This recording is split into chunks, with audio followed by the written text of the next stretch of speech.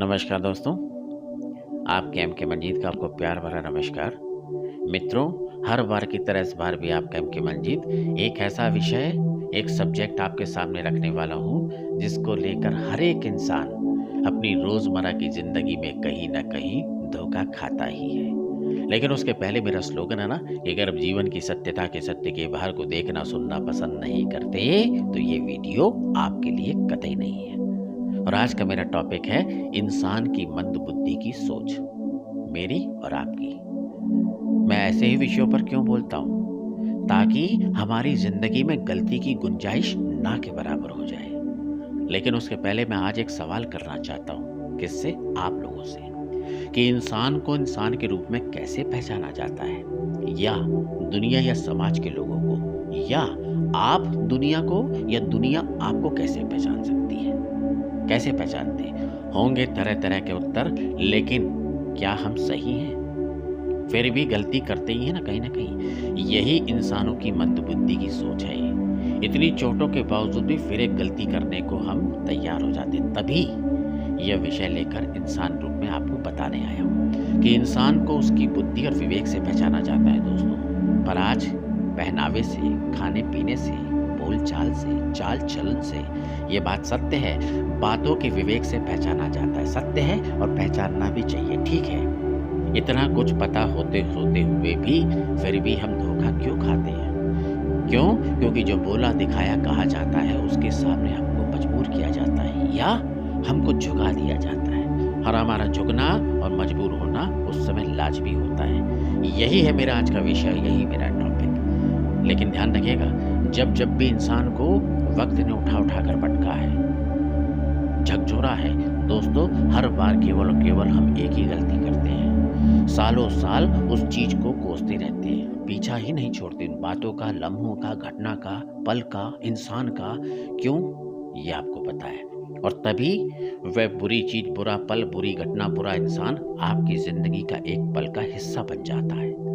याद रहे, जब कभी भी आप किसी भी चीज़ को इतनी नेकी से, इतनी प्यार से अपने जीवन के साथ में एक हिस्सा बनाकर चलते हो, वह आपकी ज़िंदगी का एक अभिन्न हिस्सा बन जाता है।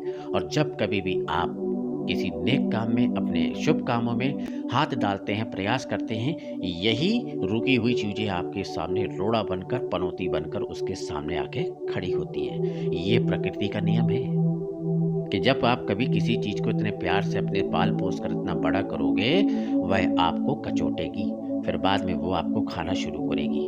कहते हैं ना कि घटना होती है, चीज़ होती है, पल होता है, इंसान होता है, कोई भी चीज़ हम छोड़ने को तैयार होते नहीं। और अगर गलती से अगर हम छोड़ भी देते हैं तो अपने आप को कचोटते हैं, यार मैंने छोड़ तो दिया, मैं ऐसा कुछ कर सकता था, मैं ऐसा कुछ बना सकता था, मैं उसको ये सजा ये दे सकता था, या उसको मैं यूं कर सकता था। सत्य है। ध्यान रहे कि जितना समय आप पीछे जाकर उस चीज़ों को सोच रहे हो, इतना ही रास्ता आपको सामने आगे की ओर साफ मिल सकता था। लेकिन आपने वो तो किया नहीं। कचोटते हैं अपने आप को।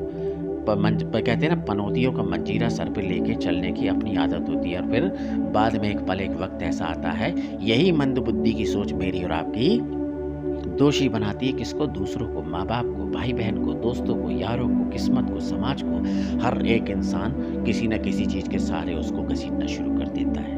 फिर आपका भाग्य कैसे जागृत होगा? जब आपकी बुद्धि आपकी जागृत नहीं है, जब आपको पहचानने की क्षमता नहीं है, तो आप कैसे किसी को साथ दे सकते हो?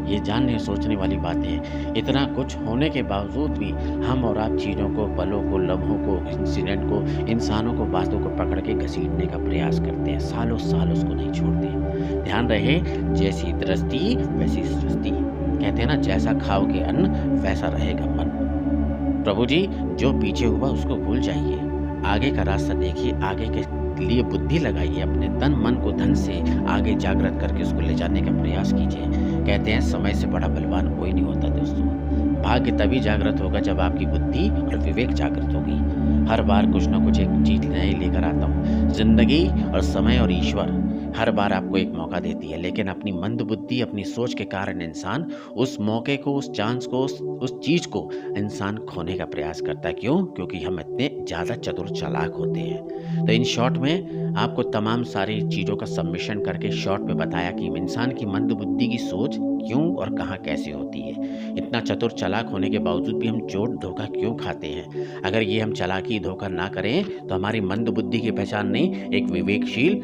एक ज्ञानी की पहचान होगी। अगर ये बात पसंद आती है तो चैनल को सब्सक्राइब कीजिए, लाइक कीजिए, शेयर कीजिए, जन जन तक ये बात पहुंचाने का प्रयास कीजिए कि इंसान चतुर होता है, बुद्धिमान होता है, विवेकशील होता है। मंद बुद्धि बनने का प्रयास ना करें। आपके एम के मंजीत का प्यार भरा नमस्कार।